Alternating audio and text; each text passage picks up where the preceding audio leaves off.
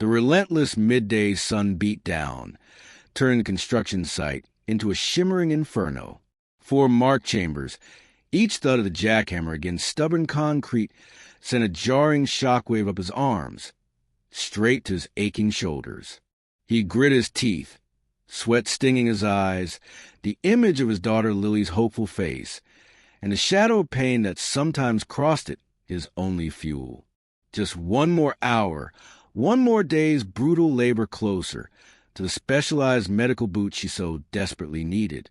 Then, a wave of dizziness, black spots dancing in his vision. The jackhammer's roar became a distant hum. His knees buckled, the world tilted, and then there was only dust and a terrifying, consuming blackness. From the cool, insulated quiet of her passing limousine, Eleanor Vance, CEO of a sprawling international corporation, witnessed a man's collapse. It was like watching a distant silent film, a figure toiling, then abruptly crumpling, a discarded marionette. Most days, such a scene, glimpsed from a privileged coon, might have registered as a fleeting note of urban hardship before being dismissed. But today, something about the raw, unvarnished finality of that fall, the sheer human vulnerability laid bare under the indifferent sky, pierced through layers of carefully cultivated detachment. A tremor went through her, unexpected and profound. She wouldn't know it then, but the invisible threads of 2 vastly different lives were about to intertwine in a way that would redefine them both. What she was about to do would be more than an act of kindness. It would be the beginning of an extraordinary connection. Mark's life was a tapestry woven with love, loss, and unrelenting hard work. Mornings began before dawn, the chill of his small, sparsely furnished apartment a stark reminder of bills unpaid. His first job, demolition, was a bone-jarring assault on his body. He gulped down a lukewarm coffee, often skipping breakfast to save a few precious dollars or minutes, then head to the site. He swung the sledgehammer, tore down walls, hauled debris, his muscles screaming in protest. But the thought of Lily's uneven gait and Tom's worried frown spurred him on. After a quick, inadequate wash at the site's grimy facilities, he'd race across town, his ancient, sputtering pickup truck a source of constant anxiety, to his second job, wrestling heavy crates at a bustling warehouse until late afternoon. Evenings were for Lily, 8, and Tom, 10. He'd help with homework, listen to their day, his heart swelling with a fierce, protective love that was both his greatest joy and his heaviest burden since his beloved wife, Sarah, had been stolen by a swift, cruel illness 3 years prior. Some nights, if he was truly desperate, he'd take on a 3rd shift, cleaning office buildings, moving like a phantom through the deserted corporate landscapes. Fueled by caffeine and sheer willpower, the image of that expensive medical boot for Lily burning in his mind. It cost more than he made in a month of this back-breaking labor, a sum that felt as insurmountable as a sheer cliff face. He was so tired, a weariness that had seeped into his marrow, but he'd always find a smile for his children, a story, a hug. "Daddy, your hands feel like rocks," Lily would sometimes say, tracing his calluses. He'd just manage a weak laugh. "Strong hands, sweetie, for building our future." But the future felt like a distant, receding shore.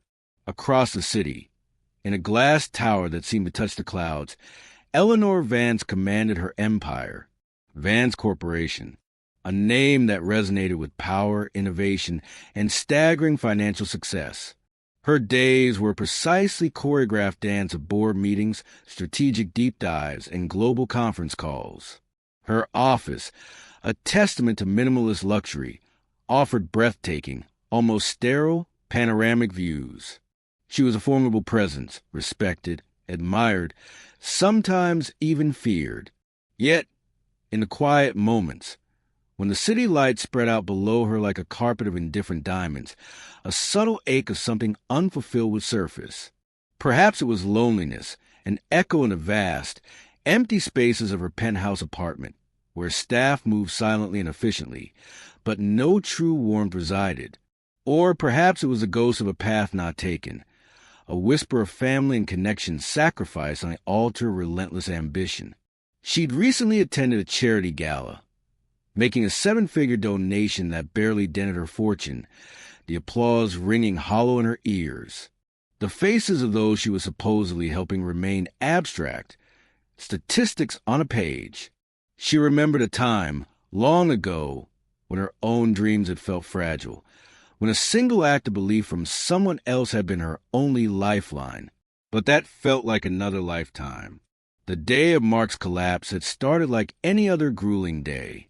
He'd pushed himself harder, taken on an extra 2 hours at the demolition site, the foreman's grudging approval a small, bitter victory. He was running on fumes, a gnawing emptiness in his stomach, because he'd given his lunch money to Tom for a school trip permission slip he'd forgotten about. The sun hammered down, the air thick with acrid dust, and the deafening symphony of construction. He tried to focus on the jackhammer, on the concrete slowly, stubbornly yielding. He thought of Lily's drawing of him as a superhero, taped to their aging refrigerator. He had to be strong. He had to provide. But the lightheadedness returned, stronger this time, a roaring in his ears. He stumbled, catching himself for a moment. Then his vision tunneled. Lily, Tom, was his last coherent thought before the ground rushed up to meet him. Eleanor's limousine, a silent, air-conditioned sanctuary, was inching through congested traffic. She was en route to a critical negotiation, millions on the line, her mind sifting through complex financial models. Her gaze, for a fleeting second, drifted towards a sprawling construction project. And then she saw it. The worker, one moment a blur of motion, the next a catastrophic failure of sinew and bone. He didn't just trip, he imploded. Peterson, stop the car. Her voice, usually so measured, was sharp, urgent. Her chauffeur, Peterson, a man of unflappable composure, startled. Madam, we're on an extremely tight schedule for the Axtell merger, and this is hardly a suitable area to... I said stop the car. Now! The command was absolute, laced with an intensity that Peterson had never before witnessed. He swerved the limousine to the curb with practiced ease, his eyebrows raised in unspoken question. Before Peterson could even move to open her door, Eleanor had pushed it open herself, stepping out into the jarring cacophony. The wave of oppressive heat, the stench of diesel fumes, the swirling dust. It was a brutal assault on her meticulously ordered senses. Her expensive Italian leather heels sank slightly into the loose gravel as she strode purposefully towards the site entrance, ignoring the astonished stares of passers-by. A small knot of workers had gathered around Mark, their faces etched with alarm and helplessness. One was shouting into a phone, his voice strained. Mark lay frighteningly still, his face ashen beneath the grime, his work tools scattered like fallen soldiers. What happened here? Eleanor's voice, though not loud, cut through the anxious chatter with an undeniable authority. A burly foreman, sweat dripping from his brow, turned, his eyes widening at the sight of this impeccably dressed woman. He went down like a sack of bricks, ma'am. Collapsed. Ambulance is on its way. They said 10 minutes, maybe more with this traffic. Eleanor knelt beside Mark, her silk dress brushing the dusty ground without a second thought. She saw the exhaustion carved into his features, the way his rough, callous hand lay limp at his side. This wasn't an abstract problem to be solved with a corporate donation. This was immediate. This was human. Which hospital are they dispatching to? She asked, her mind already racing. City General, I guess. It's the closest, the foreman stammered, clearly intimidated. City General. Overcrowded, understaffed. Eleanor pulled out her state-of-the-art smartphone, its sleek design a stark contrast to the gritty surroundings. Peterson, she said, her voice crisp and efficient. Patch me through to Dr. Alistair Finch at St. Jude's Private Hospital. My personal line. Inform him I have an emergency medical situation requiring his immediate attention, a full trauma assessment. Tell him I am sending a patient, and I expect the best. No delays." She then turned back to the foreman, her gaze unwavering. "I want to ensure this man receives the absolute best care. When he is stabilized, I need an update. Here is my direct contact." She pressed her personal, unlisted business card into his calloused, trembling hand. The foreman stared at the elegant card, then at her, then back at the unconscious Mark, a mixture of awe and bewilderment dawning on his face. The distant wail of the siren grew closer. Eleanor remained, a still point of command in the unfolding chaos, until the paramedics arrived. She watched, her expression unreadable, as they assessed Mark, expertly stabilized him, and loaded him onto the stretcher. Only when the ambulance doors closed and it sped away, siren clearing its path, did she allow Peterson to gently guide her back to the limousine. The Axtell merger, the millions on the line, seemed to fade into insignificance. The image of that fallen man, his face a mask of utter depletion, was burned into her mind. The rest of Eleanor's day passed in a haze of disquiet. She attended her meetings, made her decisions, but her focus was fractured. The polished boardrooms felt cold, the strategic discussions hollow. That night, sleep was a distant country. She found herself pacing the vast expanse of her penthouse, the glittering city lights below, usually a symbol of her achievements, now seemed to mock her with their indifference. The man's vulnerability had stirred something dormant within her, a forgotten empathy. The next morning, Eleanor tasked her discreet and exceptionally capable executive assistant, Clara, with a delicate inquiry. Clara, with her usual quiet efficiency, returned within hours with concise report. Mark Chambers, 38, widower, father of Lily, 8, and Tom, 10. A patchwork of physically demanding, low-wage jobs. No health insurance to speak of, minimal savings. And then, the crucial detail, Lily Chambers, requiring a costly custom orthopedic boot for a progressive foot condition. The pieces clicked together with painful clarity. This wasn't just exhaustion. It was a slow, crushing weight of a father's desperate love and impossible circumstances. Eleanor felt an unexpected tightening in her chest, a sense of responsibility that transcended mere charity. This was personal. She canceled her morning's high-level appointments, a move that would send ripples of speculation through her company, and had Peterson drive her to St. Jude's. The hospital was a hushed sanctuary of advanced medicine and privilege, a far cry from the chaotic corridors of City General. She had ensured Mark received a private suite, the attention of top specialists. Mark was awake when she quietly entered his room, though he looked frail and lost amidst the crisp white linens and blinking medical equipment. A nurse was kindly adjusting his forward drip. His eyes, when they found Eleanor, were clouded with confusion, fear, and a dawning awareness of his opulent surroundings. "Mr. Chambers?" Eleanor's voice was softer than she intended, the usual boardroom timbre replaced by a gentle concern. "I'm Eleanor Vance. I was present yesterday when you collapsed at the construction site." Mark struggled to prop himself up, a wince of pain crossing his face. "Miss Vance? What is this place? I can't possibly afford this."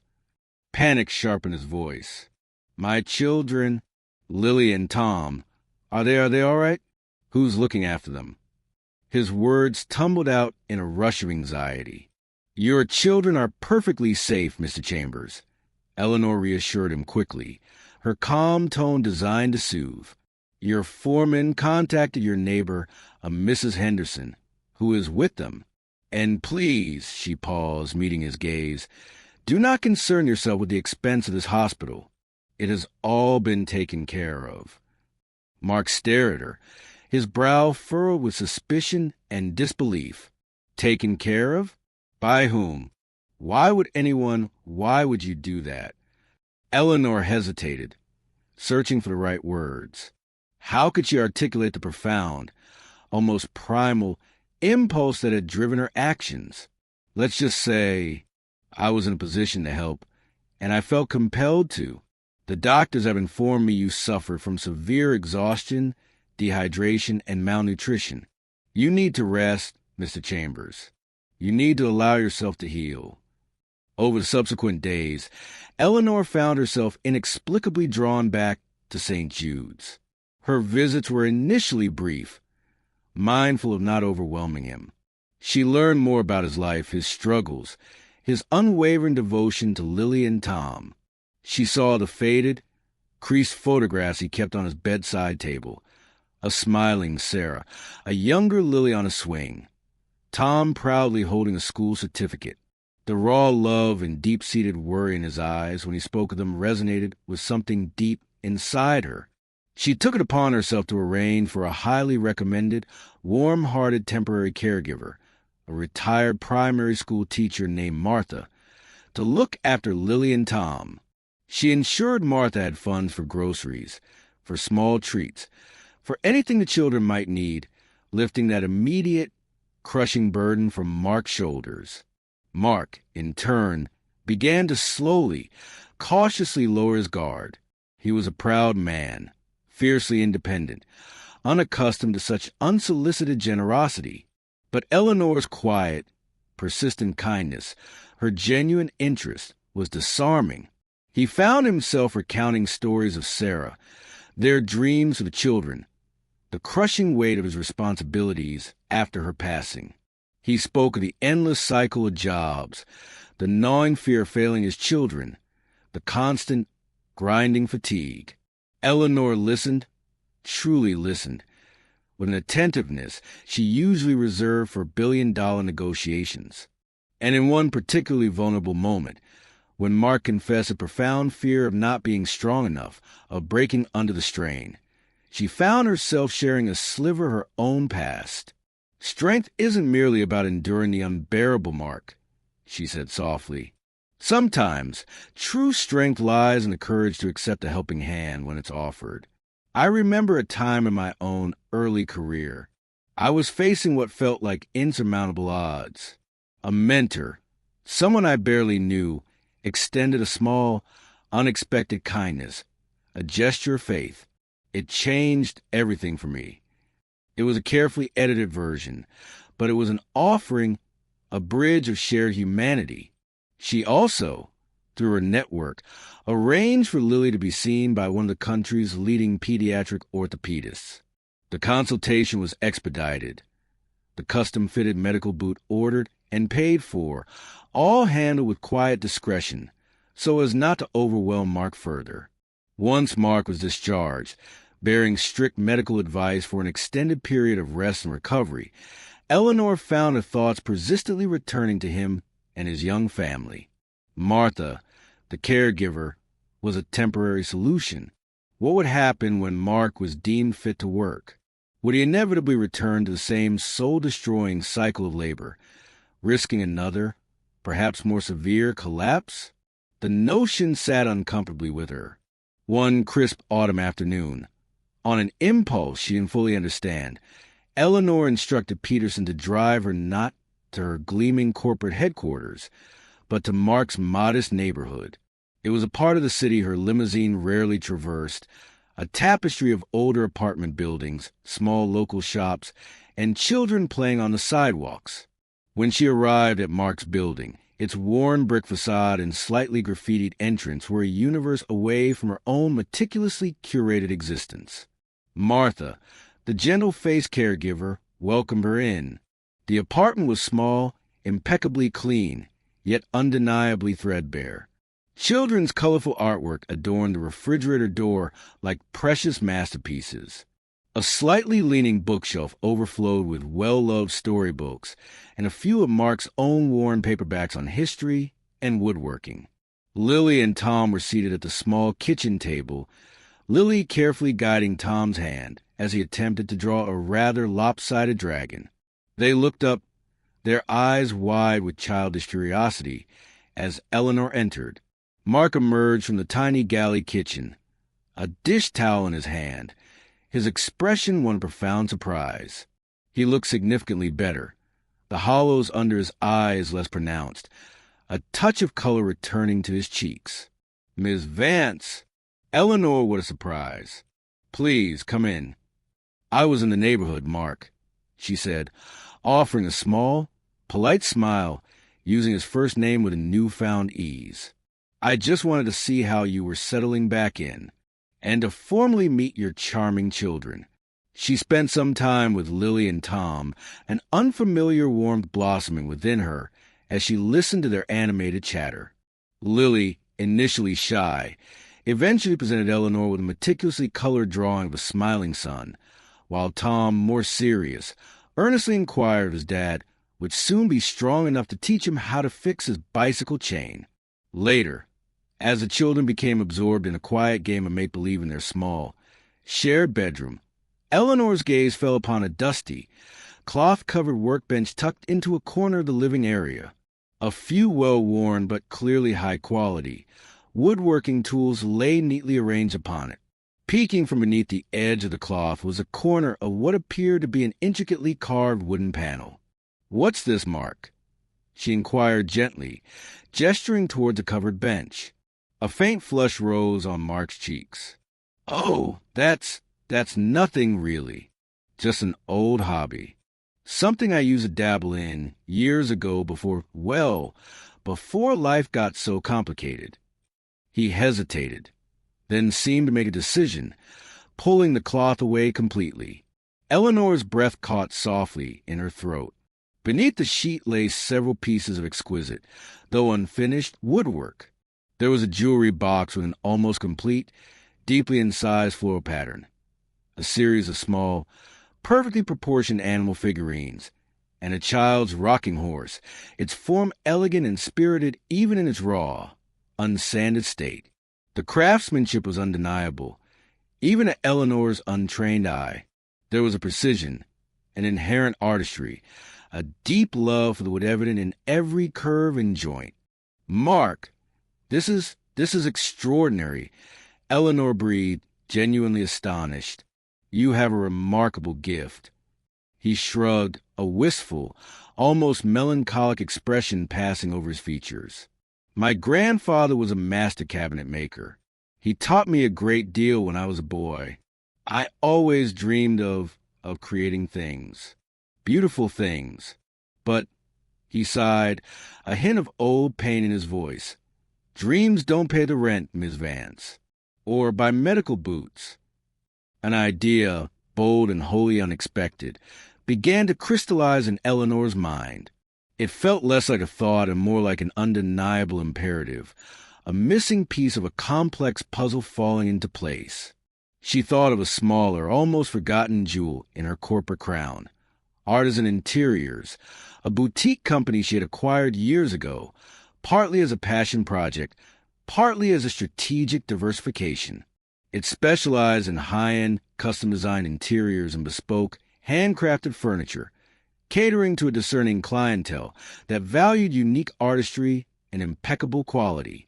The company was profitable, well-regarded, but she'd always felt it lacked a certain vital spark, a core of truly passionate, dedicated artisans. "Mark," she began, her voice thoughtful, deliberate, "the skill I see here, the evident care and precision in your hands, it's a rare talent. My primary company, Vance Corporation, is a vast entity, but I also own a much smaller, more specialized enterprise, a company called Artisan Interiors. It's a place where skills like yours, the kind of innate artistry I see in these pieces, are not just valued, they are essential." Mark looked at her, his expression a mixture of confusion, dawning hope, and profound disbelief. He opened his mouth to speak, but no words came. Eleanor continued, her gaze steady and sincere. "My intervention after your collapse, Mark, wasn't merely born of pity, though your circumstances certainly moved me. But seeing this, learning about your inherent talent, your grandfather's legacy, I believe you deserve an opportunity to build a secure, dignified future for yourself and your children by doing something that not only utilizes your skills, but also nourishes your spirit. Something that doesn't slowly destroy you. She paused, letting her words sink in. Artisan Interiors is currently seeking a workshop manager. It's a role that requires hands-on expertise, a deep understanding of craftsmanship, and the potential to lead and inspire a small team of dedicated artisans. It would mean stable, regular hours, a competitive salary, comprehensive benefits, and the chance to immerse yourself in creating objects of lasting beauty. She watched his face, her own heart beating with a strange mixture of anticipation and trepidation. This was more than a job offer. It was a gamble on human potential, an investment in a father's resilience, a craftsman's dormant dream. It would be a challenging role, certainly, she added, wanting to be entirely transparent. It would demand dedication, a commitment to excellence, and a willingness to learn the business side of things. But looking at this work, Mark, and having seen your quiet strength, I have no doubt whatsoever that you possess all of those qualities in abundance. Mark stared at Eleanor, his face a battlefield of emotions. Utter disbelief warred with a fragile, burgeoning hope. Fear of disappointment wrestled with an almost overwhelming surge of gratitude. Tears welled in his eyes, genuine and unashamed, tracing paths to the faint traces of workshop dust still clinging to his cheeks. He swallowed hard, his voice thick, cracking. "Miss Vance, Eleanor, I don't know what to say. Are you serious? Why me? There must be countless people far more qualified, with formal training, with..." Eleanor's expression softened into a rare, genuine smile. She took a small step closer, her presence filling the humble room not with intimidation, but with an unexpected warmth. "Mark," she said, her voice gentle but firm, "qualifications on paper are one thing. What I see here," she gestured his beautiful, unfinished creations, "and what I've learned of your character, your perseverance in the face of unimaginable hardship, the profound love you so clearly have for your children, that speaks of a qualification far deeper, far more valuable."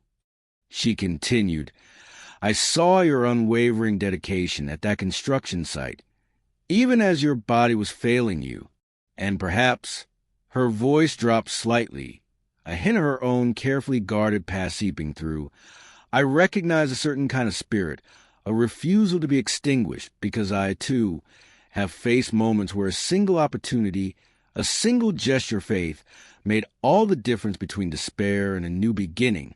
And quite frankly, Mark, a flicker of the astute businesswoman reappeared.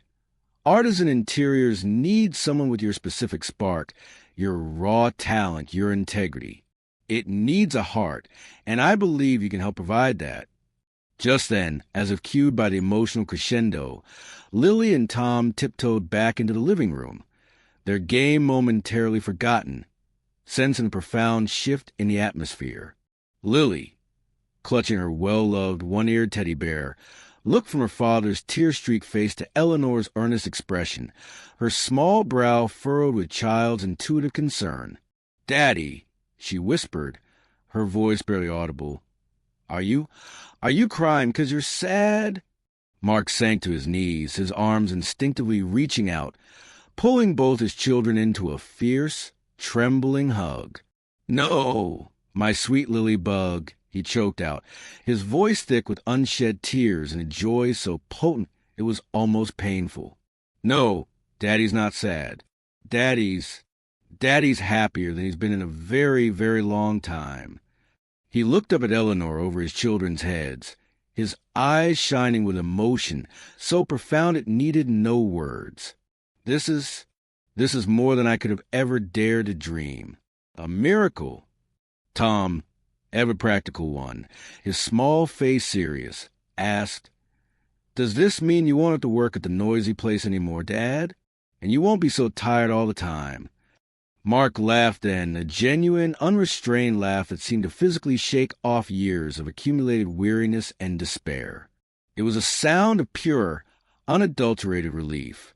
"Yes, son," he said, his voice ringing with newfound strength.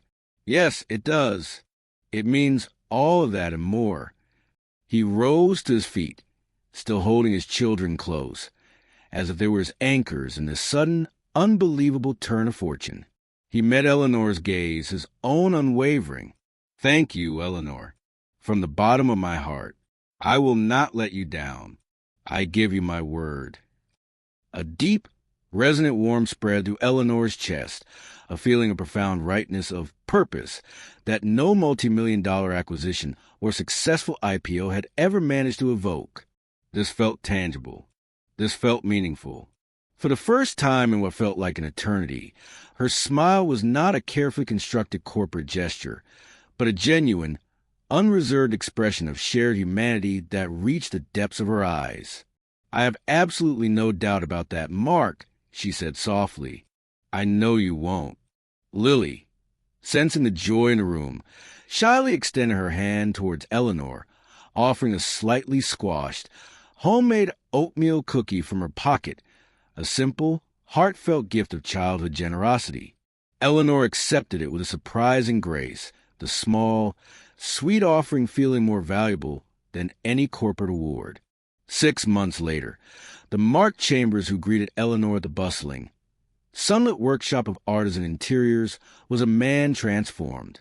The stoop of exhaustion was gone, replaced by an upright posture of quiet confidence. His eyes, once shadowed by worry, now sparkled with creative energy and purpose.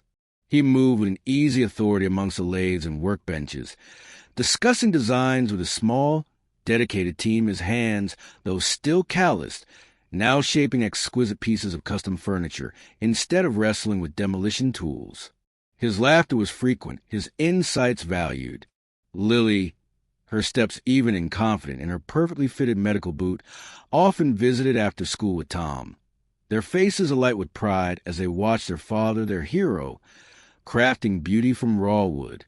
Mark was home every evening for dinner, for bedtime stories, for life. He'd even designed and nearly completed a stunning heirloom hope chest for Lily, its panels intricately carved with her favorite wildflowers, and was starting on a magnificent, sturdy desk for Tom, designed to inspire a future scholar. Eleanor Vance, too, had found a subtle but significant shift within herself. She still commanded her global empire with her renowned acumen, but a new dimension had infused her life. She found herself making regular, unannounced visits to artisan interiors, not merely for fiscal oversight, but for the sheer pleasure of witnessing the alchemy of creation, the quiet satisfaction on the faces of the craftsmen, the tangible beauty emerging from their skilled hands. She'd often consult with Mark, valuing his grounded perspective on new designs, his intuitive understanding of materials.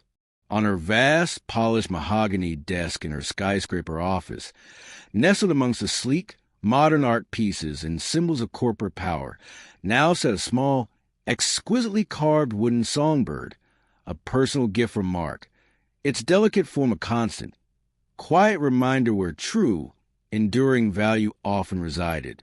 She began to approach her company's extensive philanthropic programs with a new, more personal lens, seeking out opportunities not just for large-scale donations, but for direct, impactful interventions that could foster individual potential, that could change a life's trajectory. The ripples from that single unexpected moment, a wealthy CEO in her limousine, a desperate father collapsing in the urban dust, had spread outwards, touching and transforming lives in ways neither Eleanor nor Mark could have ever foreseen. It was a powerful, living testament to profound truth that sometimes the greatest catalyst for change is the simple act of one human being truly seeing another, of stepping beyond the confines of one's own world to extend a hand of compassion.